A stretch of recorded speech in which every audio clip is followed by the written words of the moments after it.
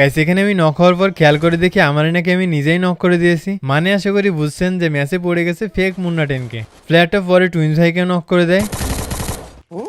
তারপর শুভ ভাই ছিল, তো তার গেম থেকে দেখেন আলাগই মারা विजन से पूरा लाल लाल मार दिया भाई, अजीब था।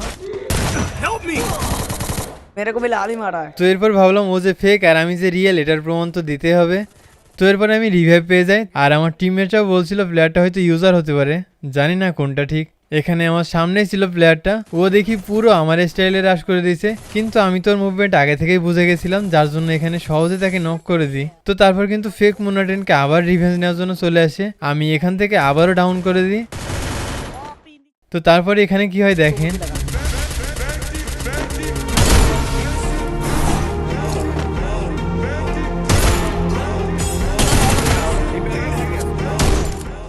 এখানে লাস্ট প্লেয়ার বাকি আছে। তো শুভ ভাইয়ের ক্যাম্প থেকে দেখেন আমি এখানে কেমনে প্যাকের ভিতর ঢুকে গেছিলাম, তারপর আর কিছুই বলবো না, শুধু দেখেন।